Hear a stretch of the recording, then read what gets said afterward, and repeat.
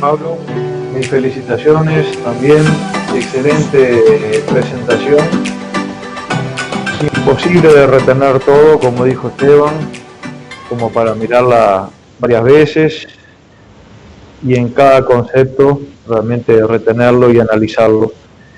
Y felicitarte además por ser un gran emprendedor, muchos años metiendo carne en Estados Unidos en un mercado muy difícil, con un concepto de vender carne a pasto, que hoy es una realidad. Así que nada más, felicitaciones por la charla. Bueno, la próxima pregunta es a Eduardo Blasina. Dice así, más que pregunta, es una frase. El concepto de carne con ética y la oportunidad de Uruguay en ese sentido. Capaz que si quieren, mientras esperamos a que vuelva Eduardo, le hacemos una pregunta a Federico. Sí, me parece bien. Federico, tengo una pregunta. ¿Qué opinión tenés? ¿Qué pasaría con el mercado de la carne si tuviéramos un TLC con Estados Unidos? ¿Se escucha? Perfecto. Sí, se escucha. Gracias por la pregunta.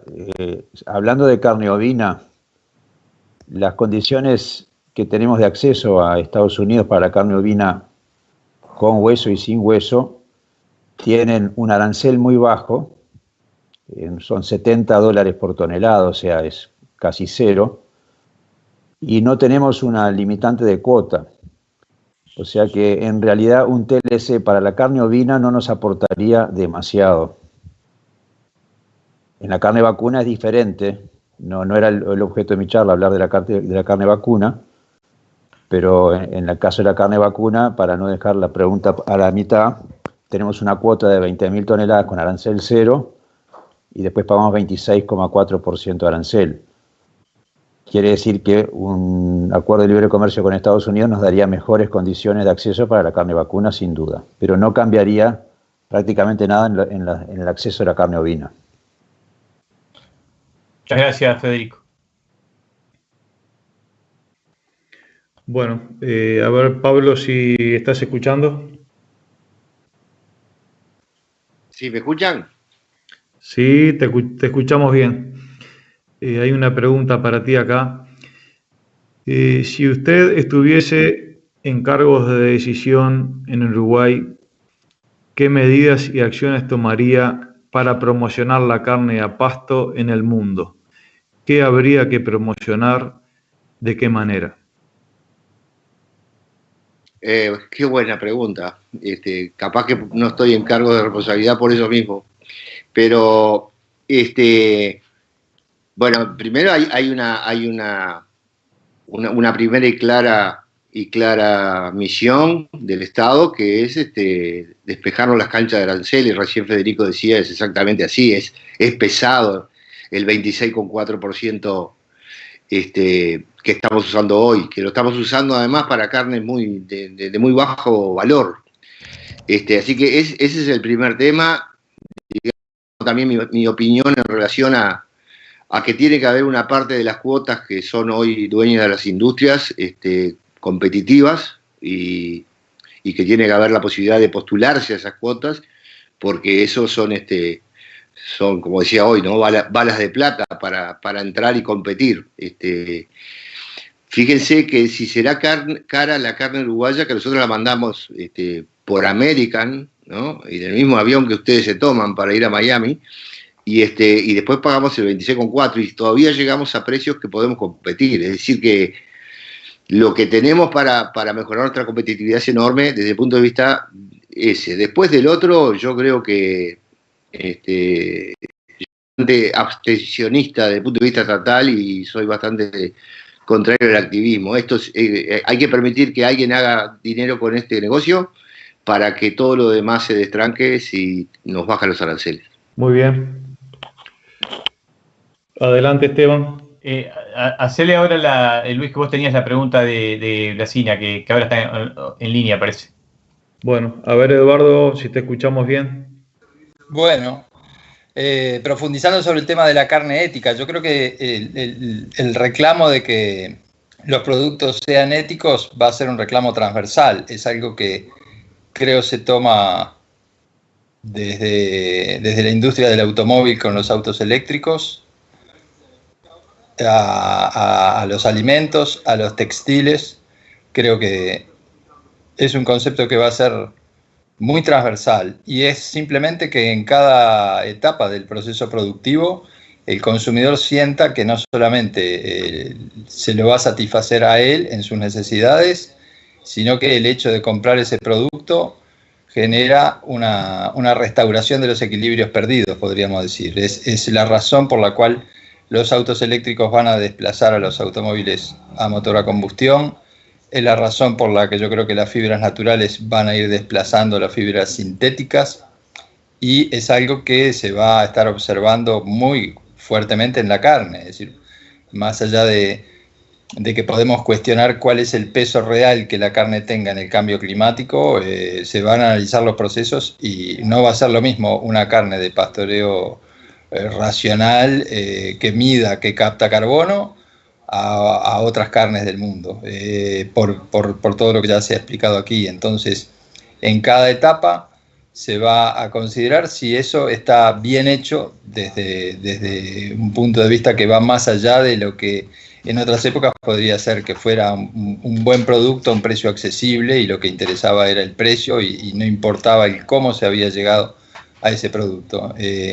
Producir carne va a ser como producir un automóvil y el pastoreo rotativo va a ser un automóvil eléctrico. Ese es me parece que es el concepto, más allá de que le reclamarán a esa carne y a ese auto eléctrico que tenga buenas condiciones laborales, etcétera, pero lo que más va a interesar es si se hace cuidando el tema cambio climático, si se hace cuidando el bienestar animal, todo lo que se dijo. Es decir, algo que está bien cuando uno lo analiza a lo largo de su proceso. Eso es lo que yo entiendo es una carne ética.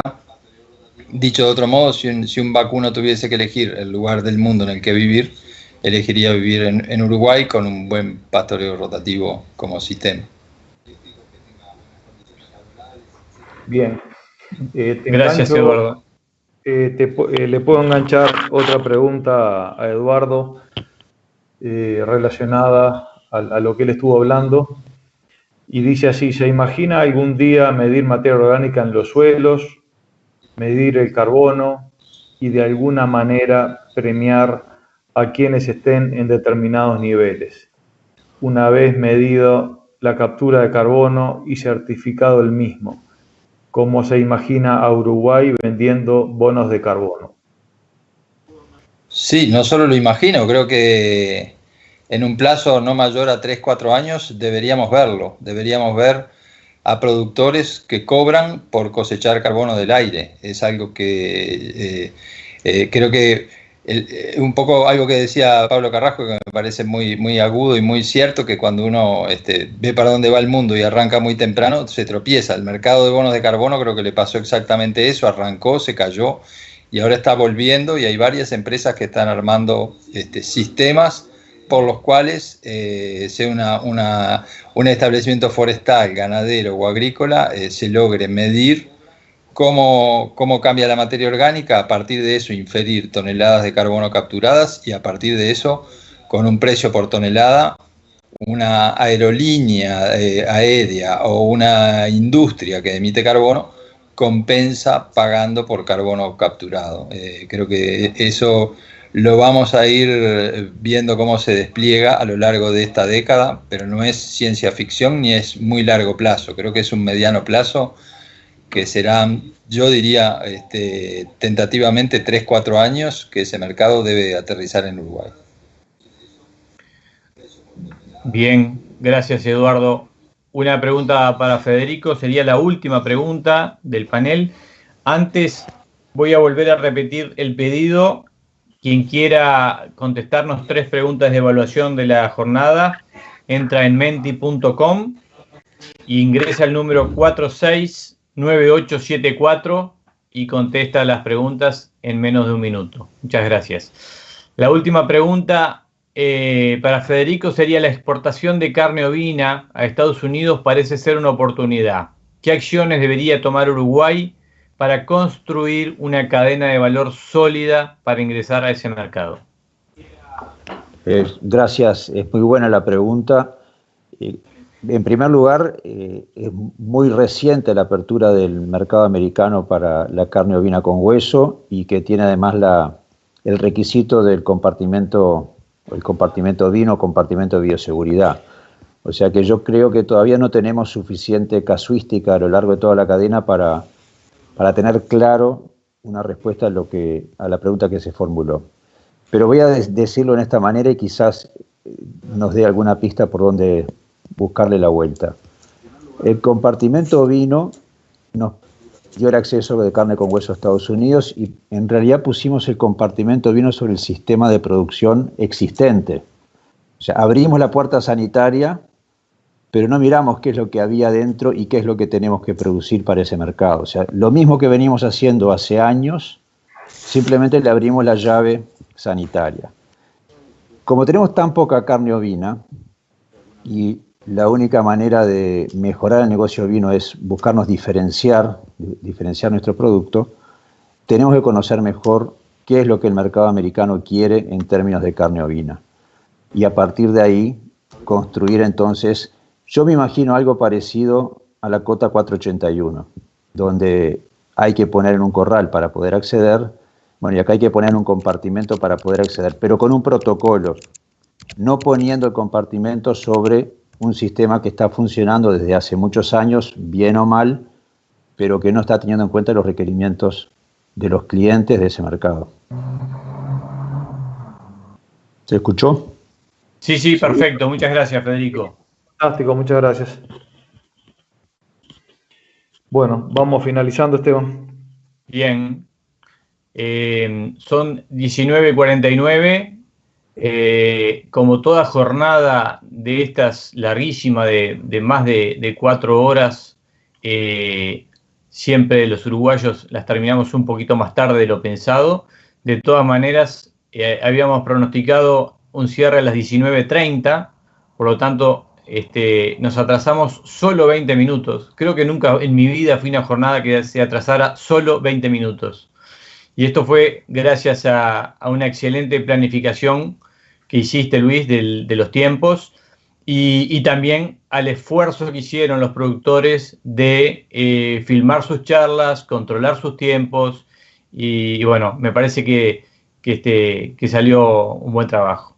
Así que bueno, de mi parte agradecer primero a Álvaro y a los productores que hicieron posible esto, a ti, Luis, por la compañía, que siempre es un placer trabajar contigo, y finalmente a los cientos y en algunos momentos a más de 1000 espectadores que hubo en una jornada que larga y muy intensa.